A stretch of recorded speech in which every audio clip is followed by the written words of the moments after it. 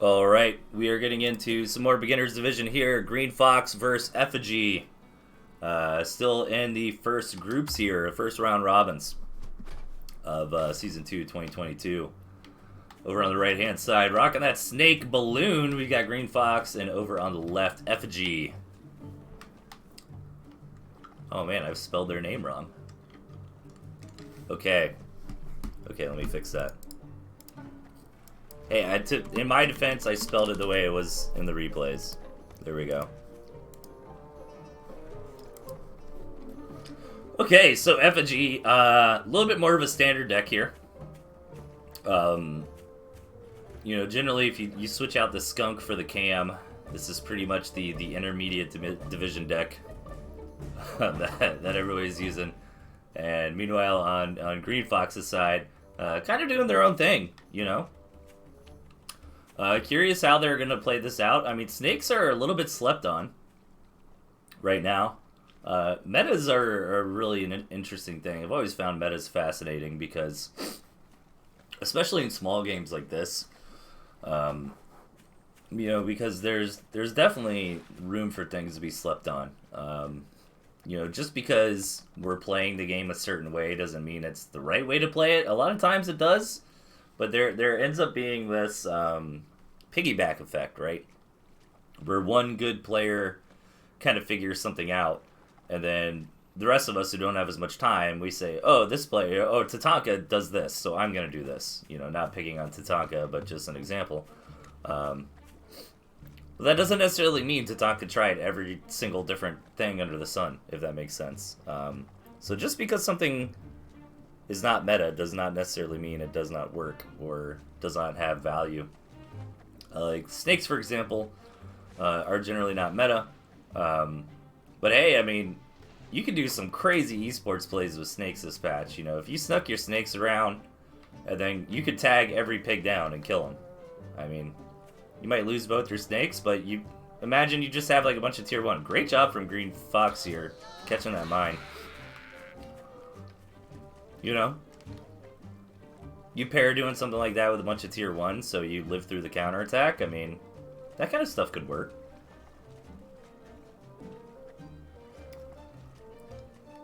But anyways, as I said at the beginning of the other cast, I'm really actually very interested to keep my eye on beginner division more, because I see beginner division more as the way the game was intended to play. You know, these guys are good enough to hang. They understand. They can play online. They can play competitively. But they haven't really put in such an insane amount of hours that they've really optimized everything. So they're having fun playing with the units they like, playing with the strategies that they like. Here, for example, we have both sides doing some pretty crazy stuff. greenphox going for a one-base Badger. EffiGee did scout it. Meanwhile, EffiGee is really going hardcore on the second base, which greenphox has not scouted yet. And this used to be a very old school answer the gentleman made popular a couple years ago when tier 3 rushes were very prominent. The answer was, okay, you know, I've got about 2 minutes before that tier 3 is really on the board doing stuff, so I can take that opportunity to farm up. As weird as it sounded, like the answer to like a fast fox used to be going 14, 15 farms. And then you just build so much tier 1. You do what I call the Zap Brannigan style from Futurama. You just throw lives at the problem until you solve it. Alright, the Badger's out here for greenphox. EffiGee knows it's coming, does have a really strong economy. Getting into a lot of tier 2 to handle it. Will he have enough, though? Generally, I like 4 Falcons if you're going the Falcon route to target down something like a Badger, but the Skunks are really going to be nice to get rid of the ancillary units here. Also tank a lot of damage. Skunks are also in an interesting spot. They did get a nerf, but they have better range now. So look at that, the Skunks really did clean up the supporting units from greenphox, make them shove back. Yeah, and EffiGee just trying to get into more and more Falcons, and into their own board. This is looking really nice for EffiGee.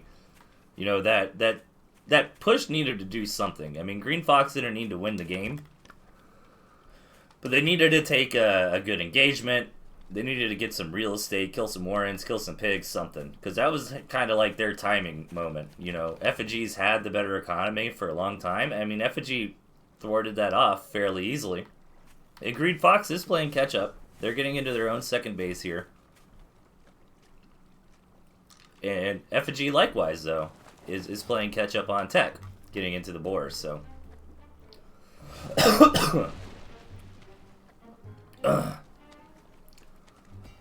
EffiGee with a bit of a food float there. I think they were just doing a big, deep scout, also trying to probably decide on what they wanted to spend. I've been experimenting with something lately. I don't know if it's necessarily correct, especially in the mole meta, but, you know, like, if you go into a big engagement, is it not a bad idea to float a little bit of food? That way you can get your second round of units, like, paid for pretty quickly. I don't know. I mean, it probably is bad. I'm thinking about it more in, like, a different RTS kind of way, though. I think it probably matters more to just put that extra 200 food into moles or something for the push. But you know what I'm saying? I don't think it's necessarily... there might be some cases where having a couple hundred food in the bank on a push isn't too bad. Because then you can rebuild faster. Oh, coming out right before the balloons come out. EffiGee gonna push in. A little bit ahead of the boar. The boar finally catches up, and this boar bomb is gonna be huge. Not a lot of tier 1 here, but man, that badger goes down immediately. The snake is alive, but it's not gonna be enough. EffiGee played this game very nicely, and I think that's just gonna be it. I think Green Fox's badger push just didn't really accomplish enough in the early game, and EffiGee's economy was very far ahead. Now, Green Fox is getting some units back out.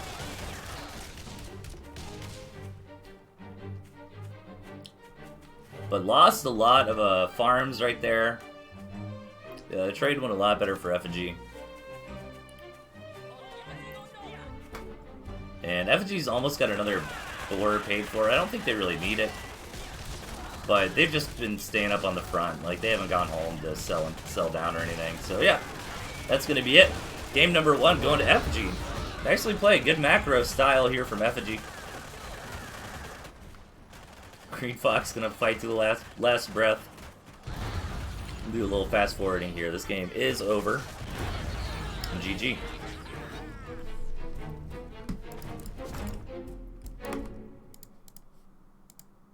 Alright. Let's get a game number 2 here.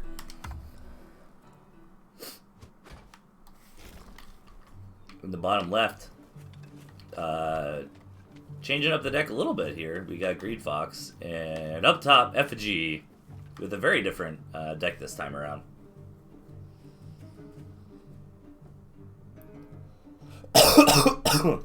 Excuse me, sorry. I'm trying to mute my coughs, but... I want to see this style work from EffiGee here. That'd be really fun. Owl, barbed wired artillery, snake. This is almost like an old patch deck, like a last patch. Like snake, skunk, owl. You know, even after the nerfs, I mean, it's still a comp. You know, like it's still it can still get the job done. It's not anything to bat an eye at. Green Fox, so switching out the badger for the boar, picking up pigeons this time.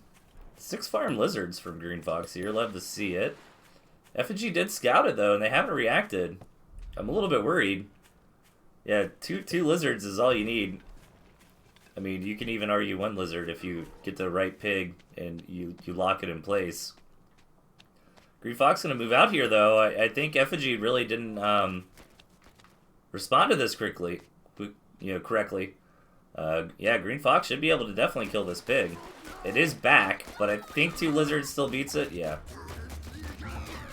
Yeah, this is an overextension here. He should have backed out after the first one, but hey, get some damage in.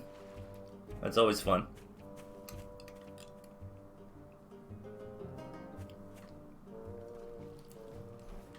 What's EffiGee gonna go into more next? Just more squirrels. Nice little pocket base here for EffiGee. This is a very good map for EffiGee to try this skunk, snake, owl macro style. Because, I mean, we saw in game number 1, EffiGee wanted to macro up. And this deck to me also says I want to macro up. You know, EffiGee seems like they want to get to 16 farms and build like 4 skunks, 2 snakes, 2 or 3 owls.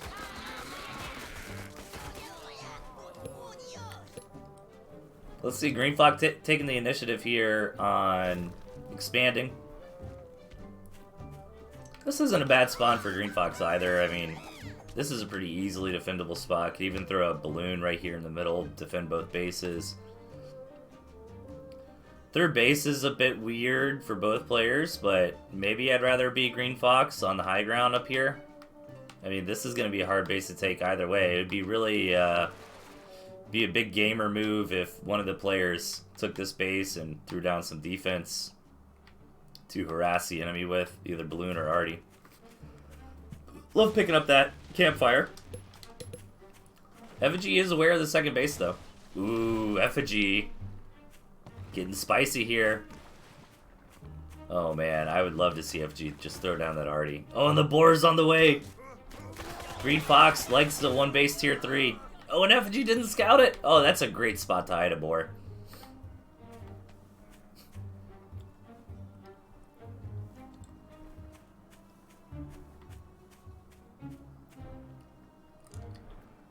Okay, EffiGee with 6 snakes, though.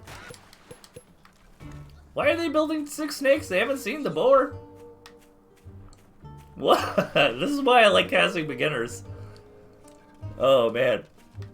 6 snakes coming out here from EffiGee and just farming up on this proxy base. What a Chad move.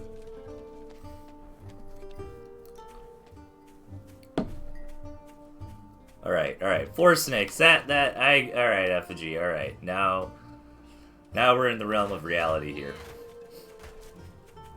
Why stop at 6? Okay, there's the artillery. Here we go. And you know what? I mean, this might work for EffiGee if they get the snakes out here. It's kind of unfortunate for greenphox that EffiGee is going for these snakes without scouting the boar, right? Like, just kind of blind countering. I mean, snakes are more than just a counter unit, though. I mean, there's nothing wrong with getting some snakes in your comp.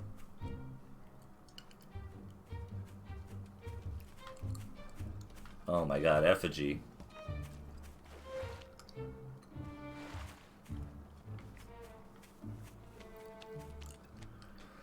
But I want to see greenphox figure out this, does he have room with vision? No. Maybe if that pig moves up. That's very close. But either way, you can harass with the squirrels and be under the artillery fire. I want to see greenphox figure this game out, though. It'd be nice to see it go to a game number 3.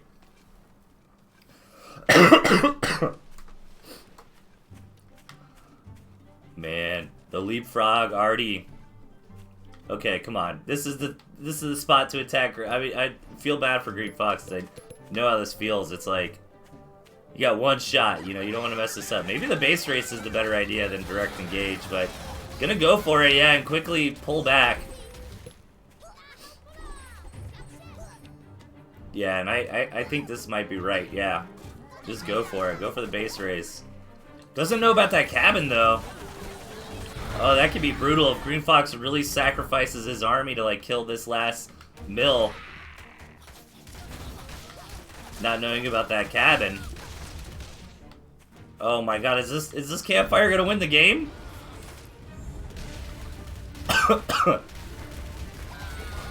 Oh, under double arty fire here.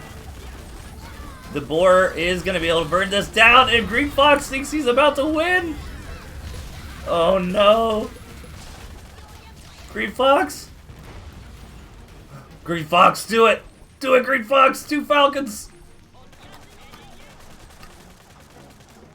Yeah, keep him there, keep him there! I think that's it, yeah! Nicely done. Sorry, I know I sound like a biased caster. I'm just hyped that we're going to game 3. Well played for both sides. Right, I got a good cough out. Okay, here we go. I was worried that Campfire was going to win the game. Alright, match number 3 here. Over on the right-hand side, with the Toads, greenphox. Over on the bottom, also with the Toads, EffiGee. I'm done casting other divisions. I just want to cast beginner from now on. Tell Tandor I'm retiring from Premier. Sorry, Tandor, they have Toads in beginner, in artillery. Like, this is where it's really at. This is the sleeper division.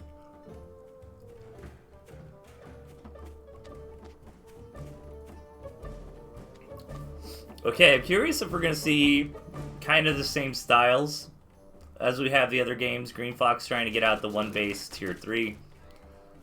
EffiGee going for a second base expansion.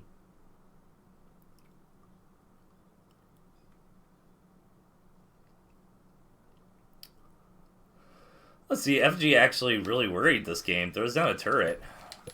Oh, okay, well, you know what? I don't hate it because they did scout the early Warren. I thought for a second that was just blind. That's actually really good turret placement, too. I think that does protect pretty much every angle here. So, greenphox not going to try it. And EffiGee actually building another turret here to expand behind. Needs to get into some more. Are they just gonna go? Oh man, I thought they were gonna go right for snakes or something like that. Pretty quick camps from greenphox though.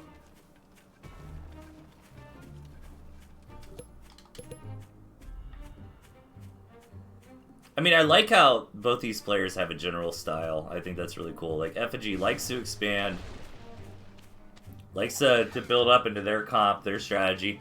EffiGee hasn't really been committed on a single comp though. They've been playing a little bit of this and that during the series so far. Meanwhile, greenphox seems like they like to get up that fast tier 3. You see the expansion of this game though, and I think the build orders are pretty good for greenphox here. I mean, EffiGee getting a bit ahead in economy, but good scout here from greenphox. They should see that and be able to follow up with a few of their own farms. Yep, and greenphox actually has a double cam out, so they could try to be a gamer with that if they want, but don't necessarily have to. I don't actually really hate these two turrets. I mean, it's the same cost as a tier 1 Warren and the 3 units out of it. I don't think this attack, while you have the turrets, is such a good idea, but let's see if these Toads can get some magic to happen. I think the attack is mostly because they know about the lizards from the opponent, but yeah. greenphox is going to clean that up nicely. I don't want to see greenphox overcommit. I'd love it if he kept these cams alive. Yeah, just go home after this, buddy. Yeah, nicely done. But yeah, I think a turret or two, you just have to keep in mind that represents about a Warren of food, right? So I think the attack might have been a little bit bold from EffiGee there. So far, I think things are looking good for greenphox, especially because they kept the cams alive. They did counterattack, get a little bit of value, but didn't overcommit. And lots of tier 2 on the way from greenphox here. Another attack coming out of EffiGee, and actually a lot of those Toads end up blowing up on one Chameleon. And this Chameleon is going to make a big difference in this fight. Again, the question is, can greenphox keep it alive? And yeah, he does. Yeah, I think EffiGee is just getting a little bit too bold with these attacks. You know, if you want to be this aggressive, then sell the turrets. You know, get an extra Warren. greenphox gonna come in again. You never know with Toads. I mean, you might get some good hits. And those were some pretty nice hits. The snakes go down pretty fast, so cams are just so good.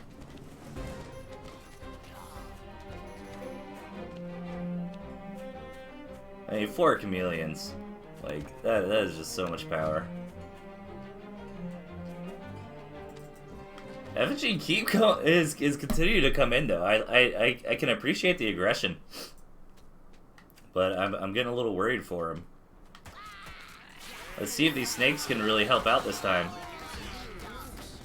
Some toads coming in from greenphox as well. And these toads do get some really good hits, actually, on the cams this time, and the lizards. If EffiGee can keep these snakes alive, tag down a couple cams, do any of these die to the poison, or are they gonna live? Looks like they're all living. Yeah, just sell the turrets, EffiGee. And greenphox weathering the storm here, pulling a bit ahead on the economy, too.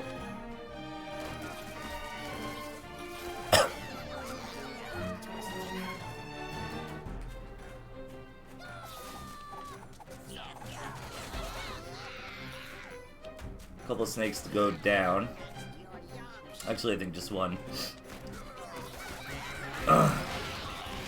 So the toads aren't bad. Burn Victim in the chat asking, you know, what can EffiGee really do against the cams here? I think this idea of the toads and the snakes is good. I mean, I never think it's a good answer to say, what do you do against this unit? Build your own of that unit, right? Because that's not a good sign for the game's balance. I mean, obviously building their own cams would help, but outside of that, I like the idea of the toad snake, but EffiGee's just had, you know, I hate to hark on it too much, but, you know, I had this 120 food wrapped up in these turrets, and I think that's kind of hurt them in these fights. They would a few units in this game can really make a difference, and tooth and tail engagements are also very swingy. So what I mean by that, I guess, is you'll see engagements where it's like 10 squirrels versus 7 squirrels, and all 7 squirrels will die, and like 7 or 8 squirrels on the other side will still be alive, you know? Like, it's like so one-sided. So having that like critical mass can really matter. And yeah, I also think a little bit too aggressive, yep. Tooth and tail, you generally need to have some sort of advantage to attack unless you have moles. I say that half kidding.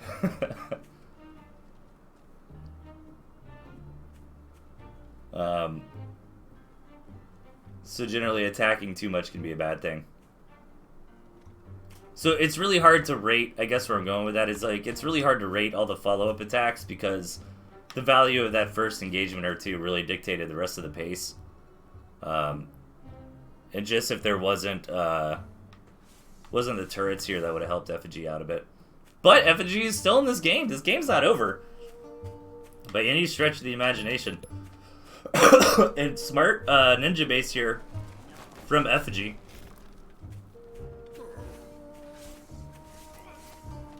If greenphox doesn't scout this, EffiGee can really pull ahead, especially since we're getting to the point where the main bases are bone dry.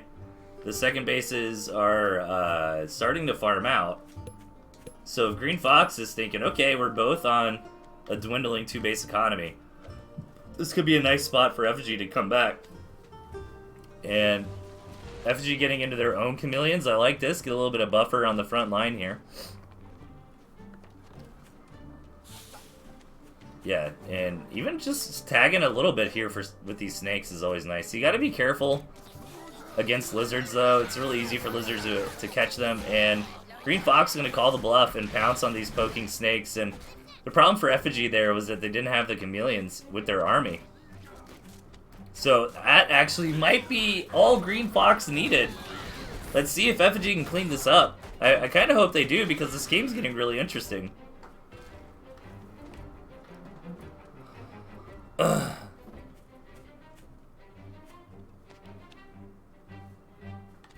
I mean, keep in mind, greenphox is not aware of this third base. So greenphox thinks, okay, my economy's drying up, your economy's drying up.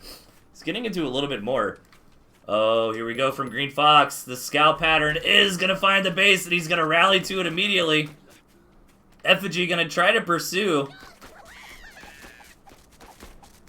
But I think EffiGee's units are gonna be too late. Oh man, EffiGee has to clean up this army here and counterattack. And greenphox is getting stuck, and I think greenphox should have just fought. Oh, this is huge for EffiGee. Yeah, greenphox trying to escape there might have been the error. I think he just had to, like, commit to the engagement.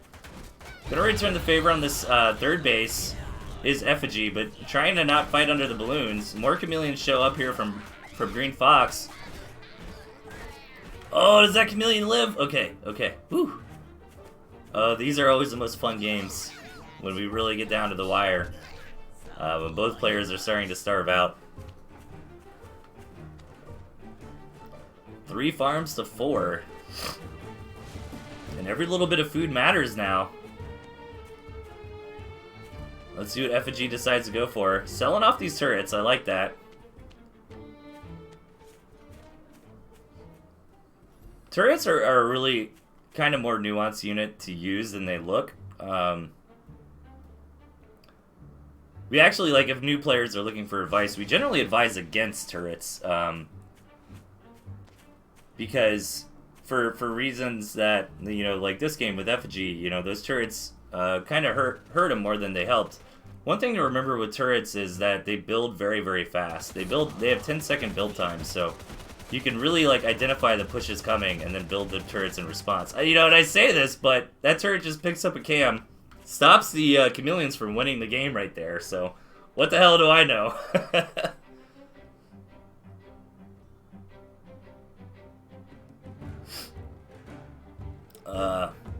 That's so funny.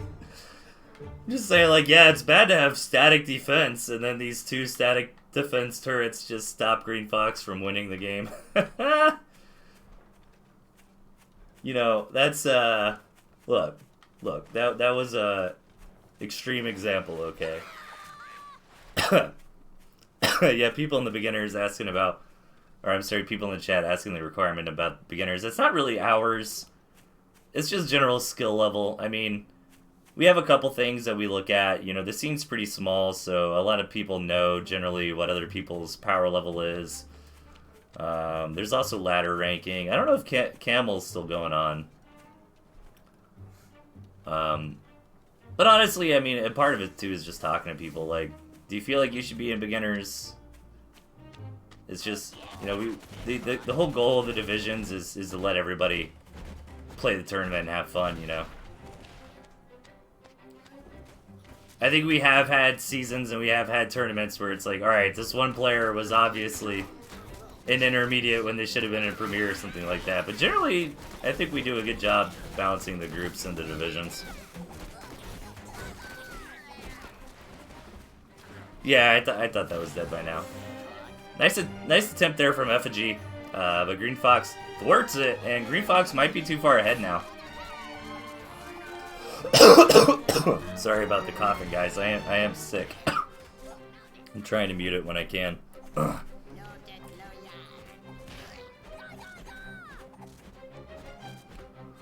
Really cool game here. I think there's a lot of lessons learned from this replay. So hopefully my my casting was a good analysis both for these players who might check out the VOD later, or also any other beginners in the chat.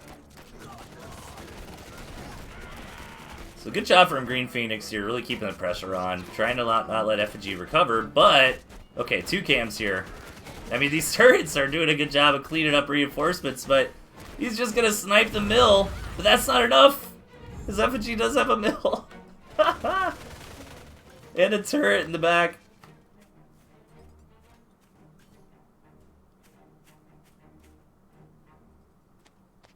Okay, this game is over.